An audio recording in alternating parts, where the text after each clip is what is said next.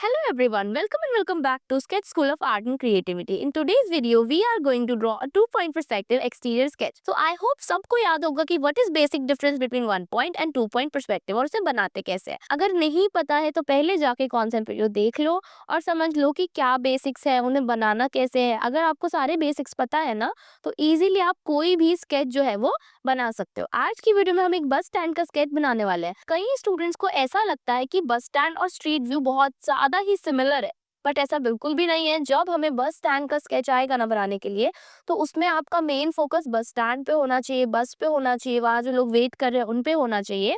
लेकिन उसी जगह पे अगर हम स्ट्रीट व्यू की बात करते हैं तो उसमें हम कोई भी स्केच बना सकते हैं. कोई भी मतलब कि वो एक कोई स्ट्रीट का व्यू बना सकते हैं, कोई भी नहीं बना सकते, स्ट्रीट का बना सकते हैं. ठीक है, अगर आपने स्ट्रीट व्यू की प्रैक्टिस कर रखी है तो तुम बस स्टैंड का स्केच इजीली बना लोगे. अगर तुमने बस स्टैंड की प्रैक्टिस कर रखी है तो तुम स्ट्रीट व्यू इजीली बना लोगे. ठीक है, तो फटाफट से स्केच बनाना शुरू करते हैं.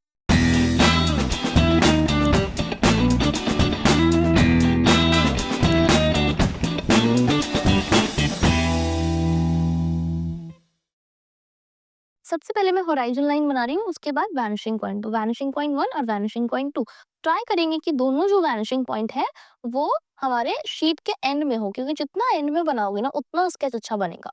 पहला जो क्यूबॉइड है वो मैंने रखा है बस स्टैंड के, और जो दूसरा क्यूबॉइड है दैट इज फॉर बस. उसके बाद मैं थोड़ी सी लाइंस बना रही हूँ फॉर विंडो और फ्रंट ग्लास. तो जो विंडोज है ना वो जितना पीछे जाएंगे ना उतना वो लेंथ और ब्रेथ दोनों में ही छोटे होते चले जाएंगे. तो ऐसा नहीं है कि इक्वल इक्वल साइज के विंडोज ड्रॉ करते जा रहे हैं, जितना वो पीछे जा रहा है उतना उसको छोटा करते चले जाओ. आफ्टर दैट लेफ्ट साइड में बिल्डिंग्स और राइट साइड में मैंने बेसिक शेप बनाया है फॉर कार. ठीक है, उसके बाद मैं ह्यूमन फिगर्स ऐड कर रही हूँ यहाँ पे. किसी भी स्केच में जब हम ह्यूमन फिगर्स ऐड करते हैं वो स्केच में बहुत ही अच्छा इफेक्ट देता है और बहुत जल्दी फिनिश भी हो जाता है वो. यहाँ मैं 4 ह्यूमन फिगर्स ऐड कर रही हूँ. जो पहला वाला बैक से, second one from side, and बाकी के जो 2 हैं वो फ्रंट से. ओके, सो आई होप सबको ह्यूमन फिगर का बेसिक कॉन्सेप्ट याद होगा कि कैसे फ्रंट व्यू बनाते हैं, साइड व्यू बनाते हैं, बैक व्यू बनाते हैं. आप देख सकते हो यहाँ पे कि जो हमारा बैक व्यू है उसके मैंने ट्रिपेजियम्स यूज किए हैं.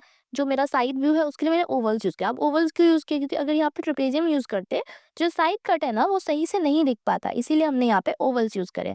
उसके बाद जो हमारा लेफ्ट साइड में 2 ह्यूमन फिगर्स है उसके लिए हमने ट्रिपेजियम यूज किया और साइड में फ्लैटर पार्ट भी दिखा है. अगर किसी स्टूडेंट को नहीं आता है ये करना तो आप ह्यूमन फिगर वाली कॉन्सेप्ट वीडियो देख लेना. इसके बाद आपको समझ में आ जाएगा कि कैसे ह्यूमन फिगर्स ड्रॉ करने हैं, इजीली बना लोगे. ठीक है, बेसिक्स बनाने के बाद मैंने डायरेक्टली जो है वो क्लॉथ पार्ट ऐड किया है, क्योंकि हमारे पास टाइम थोड़ा कम है. तो ऐसा नहीं कि पहले मसल्स ऐड कर रहे हैं फिर उसके बाद हम लोग क्लॉथ पार्ट ऐड करें, तो थोड़ा टाइम टेकन हो जाता है. तो डायरेक्टली जो है ना क्लॉथ पार्ट जो फाइनल जो हमें दिखने वाला है उसको बनाएंगे. ठीक है, अगर किसी को लगता है कि नहीं डायरेक्टली बहुत मुश्किल हो रहा है तो थोड़ा सा मसल्स बना लो पहले, फिर उसके बाद जो है वो क्लॉथ पार्ट बनाओ. क्यों, ऐसा नहीं है कि डायरेक्टली बनाने के चक्कर में हम खराब करें. ठीक है, शुरू शुरू में आप ले सकते हो टाइम. ओके, जो भी आपको फाइनली इमेज दिखने वाली है उसे ड्रॉ करेंगे, और ज़्यादा मुश्किल नहीं है. बेसिक बेसिक डेली लाइफ वाले ह्यूमन फिगर्स को प्रैक्टिस कर लोगे ना तो अपने आप ही ये सब चीज़ें समझ में आ जाएंगी. ठीक है, नाउ सामने जो है वो मैं बस को थोड़ा सा डिटेलिंग प्रोवाइड कर रही हूँ. जो भी तुम्हारा डिज़ाइन है उसके हिसाब से डिटेलिंग प्रोवाइड कर सकते हैं. यहाँ पे मैं फ्रंट ग्लास बना रही हूँ, नंबर प्लेट बना रही हूँ. यहाँ पे विंडो हो गया, जो हमारा डोर है वो हो गया. और जैसे मैंने कहा कि विंडो जितना ही पीछे चला जाएगा उतना वो लेंथ और ब्रेथ दोनों में ही छोटा होता चला जाएगा. जो व्हील है ना उसको डायरेक्टली बिल्कुल भी मत बनाना. पहले उसके लिए क्या करो, स्क्वायर बनाओ पर्सपेक्टिव में और फिर जो है वो व्हील बनाओ ना. सर्कल को कभी भी डायरेक्टली नहीं बनाना होता पर्सपेक्टिव में, वरना वो पर्सपेक्टिव में आएगा ही नहीं. तो पहले स्क्वायर बनाएंगे फिर उसके बाद बनाएंगे तो अपने आप ही आपको एक सही स्केच जो है वो निकल के आ जाएगा व्हील का.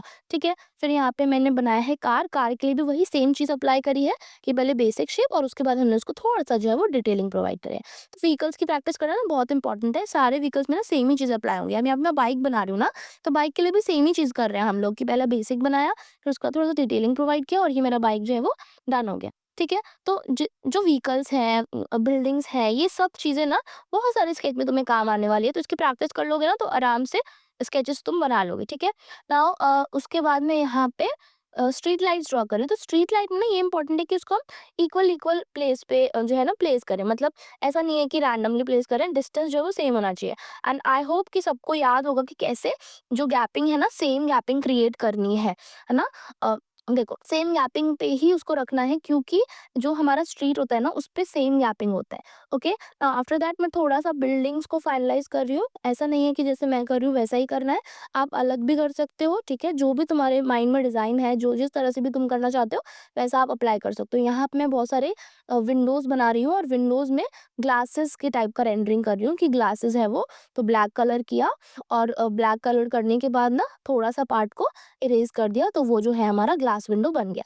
इसके अलावा आप कुछ भी कर सकते हो, मतलब तुम्हें जो अच्छा लग रहा है, जो तुम्हें लगता है कि ये मेरा प्लस पॉइंट है, अगर मैं ऐसा करूँगा ना तो अच्छा लगेगा या ऐसा करूँगी तो अच्छा लगेगा, वो अप्लाई करो। पेंसिल कलर करो, सिर्फ पेंसिल भी रख सकते हैं, जो भी तुम्हारा प्लस पॉइंट है उसको यूज़ करेंगे तो उससे स्केच और अच्छा निकल के आता है।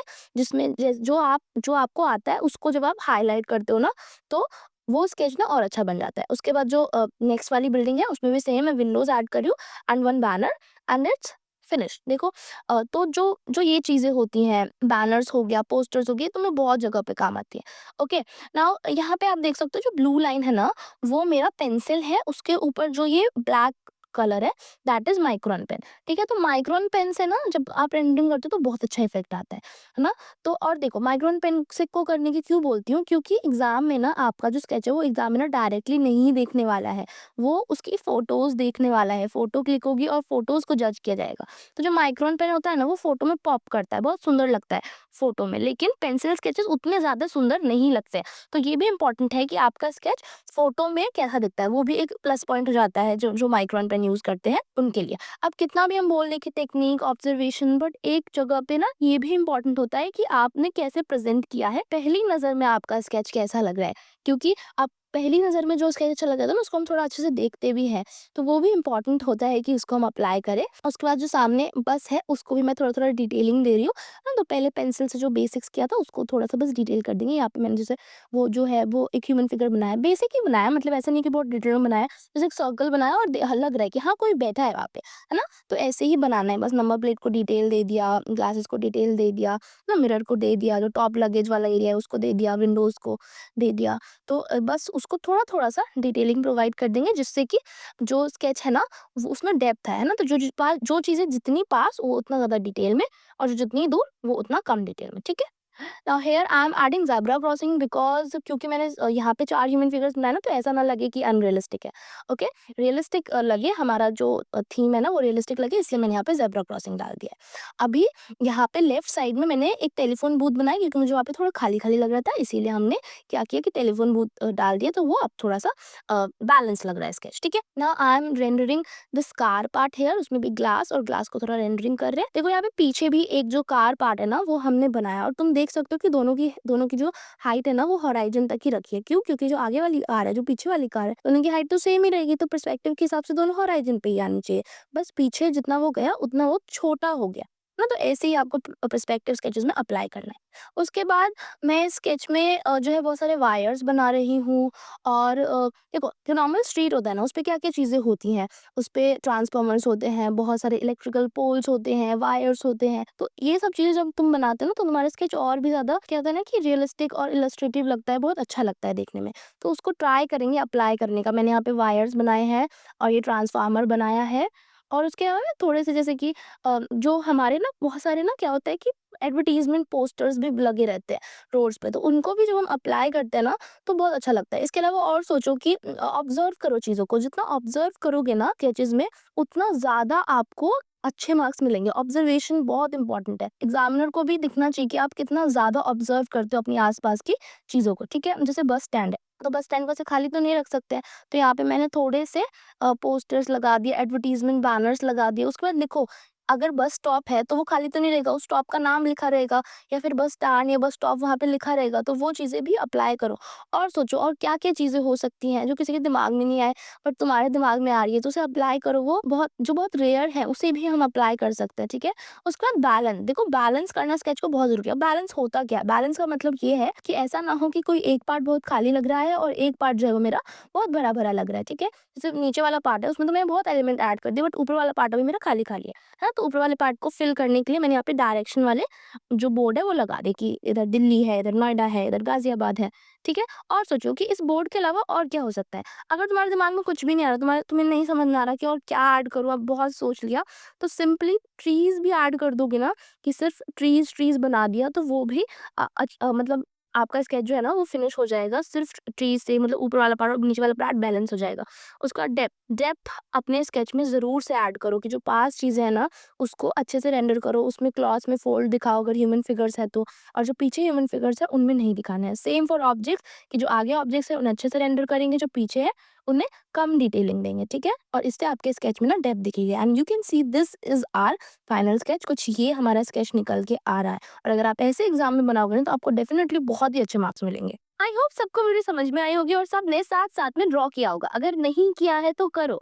देखो, जब तक आप ड्रॉ नहीं करोगे ना तब तक आपको समझ में नहीं आएगा कि तुम एग्जाम में कैसे प्रेजेंट करने वाले हो। तुम माइक्रोन पेन यूज करने वाले हो या फिर पेंसिल कलर यूज करने वाले हो या कोई और मीडियम यूज करने वाले हो। तुम सोचते रह जाओगे कि कल बनाएंगे और एग्जाम आ जाएगा, बनाओगे ही नहीं। देखो, रोज एक पर्सपेक्टिव स्केच बनाओ, उसमें ह्यूमन फिगर भी डालो, उसमें पोर्ट्रेट भी डालो, तो क्या होगा, ह्यूमन की फिगर की भी प्रैक्टिस हो जाएगी, पोर्ट्रेट की भी हो जाएगी, और साथ साथ में पर्सपेक्टिव की तो हो ही जाएगी।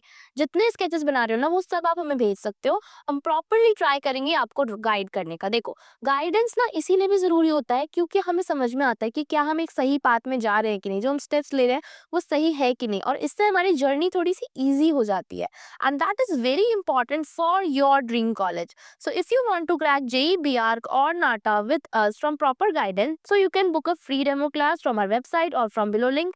और अगर तुम्हें थोड़ा सा कोर्सेज के बारे में जानना है तो लास्टली एक क्लिप है, उसे देख लेंगे। मिलते हैं नेक्स्ट वीडियो में, तब तक के लिए bye bye. If you are an aspiring architect aiming to secure a spot in one of India's prestigious architecture colleges, you are in the right place. Every successful journey requires a well thought out plan, and at SSAC we specialize in helping students crack the NATA and JEE examinations. We have designed 3 plans to cater to different learning styles and requirements. The first is our success plan, which is your all-in-one solution. Its holistic structure comes with a 100% guaranteed success rate, making it the ultimate choice for aspiring architects. This plan offers live classes taught by expert faculty members who have years of experience in preparing students for architecture entrance exams. For added convenience, we provide backup recordings of each live class, so even if you miss a session, you can catch up by watching the recording before the next class. As part of this plan, you will receive our specially curated SSAC books package, which contains 8 books along with our digital resources. These books are the result of 5 years of extensive research by our expert team, specifically tailored to help you crack the entrance exams with in-depth knowledge and ample practice opportunities. Our digital resources include a rich collection of creative ebooks that cover all topics in a detailed and easy to understand manner. Whether you prefer studying from physical books or digitally, you will have both options available. In addition to the ebooks, our digital resources include time-based exams after each module to track your progress, the last 10 years of solved previous year papers, and exam-like mock tests designed to stimulate the actual NATA and JEE exams. All our tests and mock tests are custom made with many questions being repeated year after year, boosting your chance of becoming a topper. On top of that, there will be fun assignments and group activities that make learning at SSAC very enjoyable.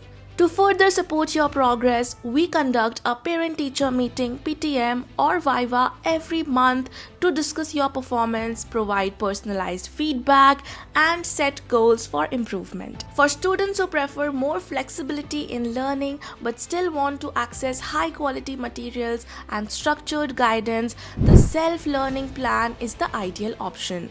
This plan offers recorded sessions of all exam topics, allowing you to learn at your own pace and your own schedule. Many students living in hostels or with conflicting schedules opt for this plan.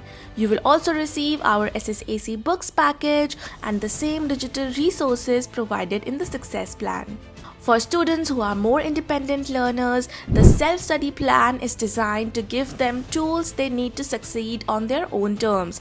You will receive the SSAC books package and the same digital resources, ensuring that you have access to high-quality study materials needed to thoroughly prepare you for your exams. No matter your learning style, whether you prefer structured live classes, self-paced learning, or independent study, SSAC has a plan that will help you confidently move towards your goal of gaining admission to one of India's top architecture colleges. For more details, feel free to call or WhatsApp us at +91 888 2908 615, and don't forget to visit our website to book a free demo session today. In our demo sessions, you will discover how 1 in every 3 SSAC students becomes a topper. At least come and experience the magic of our absolutely free demo sessions, and I guarantee you that you will not regret it. With our dedication to excellence and your commitment to success, together we can achieve your dream, because success is a choice.